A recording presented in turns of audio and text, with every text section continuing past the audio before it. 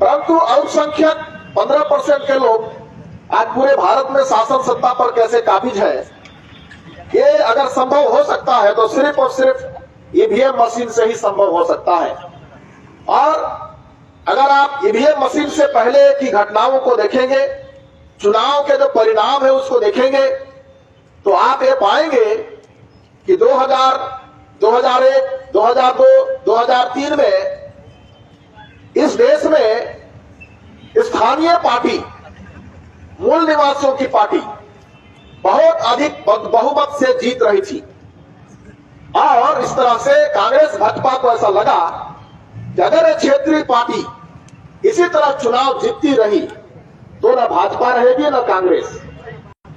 तब इन दोनों पार्टियों ने मिलकर हमारे मत को, हमारे वोट को अपने पक्ष में कन्वर्ट करने के लिए ईवीएम मशीन लाने का षड्यंत्र किया और हम 85% मूल निवासी जनता का वोट ईवीएम मशीन से कन्वर्ट करके, चोरी करके आज जो अपने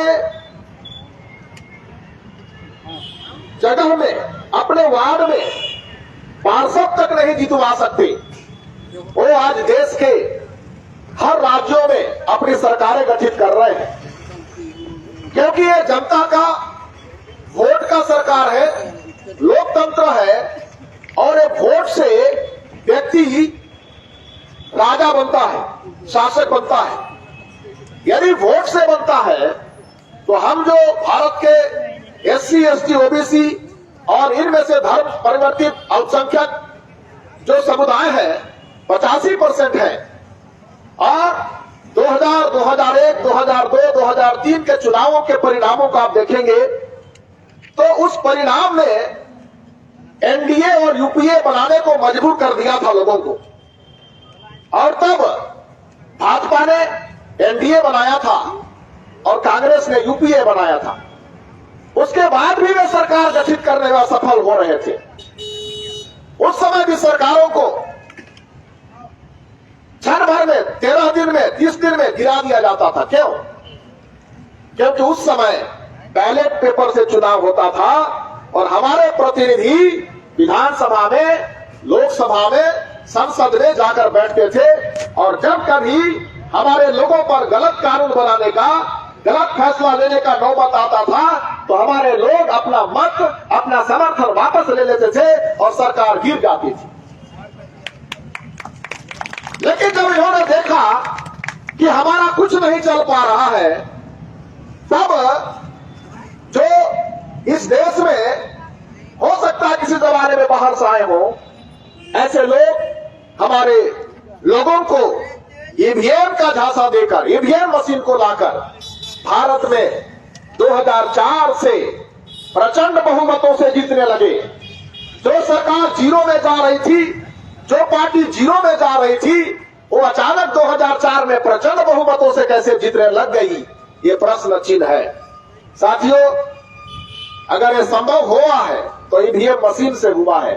100% आज भाजपा और कांग्रेस की सरकार जो 2004 से बनती आई है प्रदेश में और देश में, वो हम मूल निवासियों के 85% वोटों की ईवीएम मशीन के द्वारा चोरी करके बनी है और हम उसको नहीं मानते। चाहे वो जो भी कानून पास किए हो, ईवीएम के द्वारा चुनी गई सरकार जो कानून पास कर रही है, हम भारत के 85% लोग उसको न मानेंगे और न उसको लागू करने देंगे।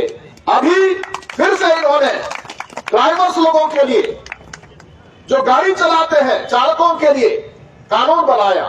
7 लाख रुपया और 10 साल का जेल सजा। अगर एक ड्राइवर अगर गलती से दुर्घटनाग्रस्त हो जाता है और किसी जान माल की हानि होती है तो उस पर सीधा सीधा 7 लाख और 10 साल का जेल का सजा सुनाई जाएगी। आप बताइए, आप में से सब गाड़ी चलाते हैं, 2 व्हीलर बाइक चलाते हैं, मोटरसाइकिल चलाते हैं, 4 चक्का चलाते हैं, आप में से कई लोग बस और ट्रक के ड्राइवर भी होंगे। अगर कहीं गलती से दुर्घटना, एक्सीडेंट का ही मतलब होता है गलती से, जिसको हम जानबूझकर नहीं करते। अगर जानबूझकर करते हैं तो पहले से कानून बना हुआ है। उसके लिए कानून की आवश्यकता नहीं थी, परंतु ईवीएम से चुनी हुई सरकार मनमानी तरीके से कानून बनाकर भारत के मूल निवासियों को परेशान करने और इनके हक और अधिकार को छीनने का कार्य कर रही है। हम ऐसे कानूनों का भी विरोध करते हैं और ईवीएम से चुनी हुई सरकार का विरोध करते हैं और हम मांग करते हैं इस मंच के माध्यम से पूरे देश के भारत मुक्ति मोर्चा के आह्वान पर हम मूल निवासी 85% जनता हम मांग करते हैं कि अगर इस देश में चुनाव होगा तो अब बैलेट पेपर से होगा, ईवीएम को हटाया जाएगा। ईवीएम विदेशी है, ईवीएम स्वदेशी नहीं है, ईवीएम विदेशी है और विदेशी ईवीएम को हम अपने देश से बाहर करेंगे और बैलेट पेपर से चुनाव कर अपने लोगों की सरकार बनाएंगे, अपने प्रतिनिधियों को हम भेजेंगे और अपने हक और अधिकार को बचाकर रखेंगे, संविधान को बचाकर रखेंगे। तो साथियों